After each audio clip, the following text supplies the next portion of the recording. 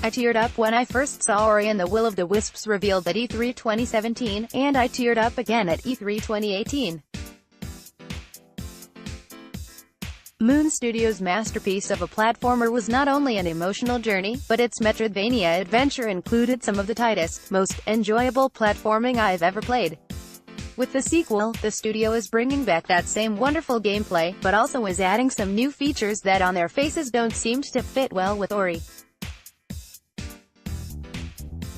Side quests, NPCs with dialogue, and the removal of the old save system sound like they derail the adventure, but after going hands-on with the game at E3 2018, I'm convinced that Will of the Wisps can surpass Blind Forest both in beauty and fun.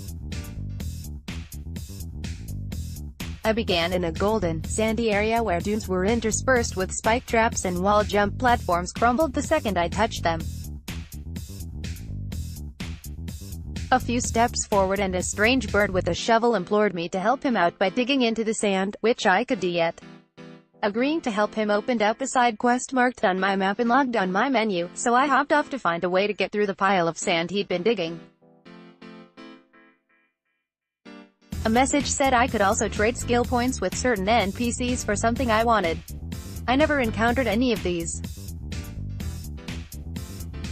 Though that first encounter was a bit of a surprise due to Blind Forest's lack of NPCs or side quests, I instantly felt at home with Ori.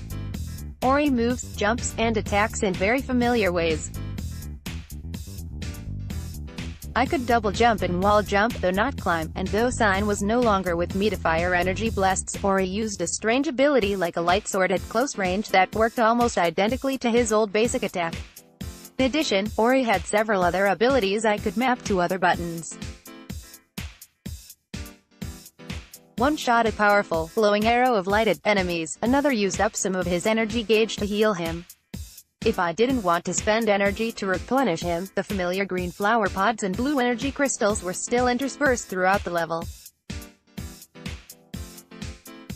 Experience towards skill points still drops from enemies, too, though a message said I could also trade skill points with certain NPCs for something I wanted. I never encountered any of these, but it sounds like a different kind of resource management will be present in Will of the Wisps. Would I save? It's good that the controls feel familiar because I was immediately at home jumping and wall climbing my way through platforming puzzles, blasting enemies. Purple oozes were simple and familiar targets, but bigger sandworms were a new challenge. The first time I died, I groaned immediately, realizing I had forgotten to use my energy to save. But I was transported a short distance away to try again, instead. Yes, the old save system of spending energy to create a save point is gone in favor of frequent, automatic checkpoints. It is a huge change to a system that many praised in the first Ori game, but I don't think it's a bad change. Although the old system limited, and occasionally frustrated, me in the early game, once I had enough energy, I almost always used it to create save points just before starting a new platforming puzzle. Now, with energy being spent on more types of attacks, I see why Moon Studios wanted to remove the requirement for saving. It allows energy to be used for more fun gameplay without adding unneeded stress to the jump challenges. The sandy forest. As I progressed through the level, I passed multiple passages blocked off by sand. Eventually, I found a glowing orb that gave me a new ability. I could now dive and burrow through that very sand. True to Ori form, in order to escape the area where I found the ability, I had to use it correctly, and then I was left to retrace my steps and return to the places where sand had blocked me off previously. The map was an important guide, and this time around was given to me by an NPC I met instead of being pieced together via map shards. This is where all my worry about new features making Ori a bit too bloated or confusing vanished, because the same design principles behind the first game remained fully intact. With my new sand burrowing ability, the world was transformed.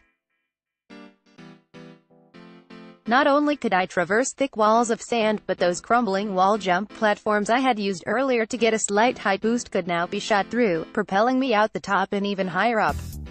The level 1 was in turned out to be densely packed with collectibles and passageways, all open to me once I had mastered my new ability.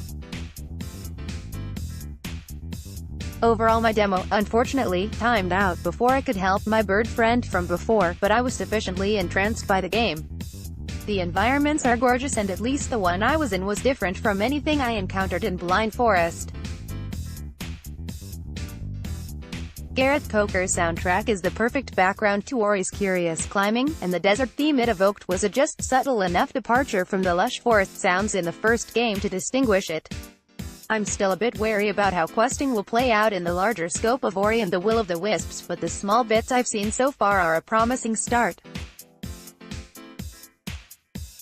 As long as Ori maintains its open Metroidvania world and keeps the challenges rolling with its platforming segments, I'm ready to roll with whatever other changes Moon Studios feels are necessary to polish and update the formula they've already set down. It's far too long a wait until we can run and play with Ori once again. When can you explore the forest again? Ori and the Will of the Wisps should launch sometime in 2019 for Xbox One and Windows 10. Pricing information is not yet available. Any questions? Comment and let me know if you have any other questions about Ori and the Will of the Wisps.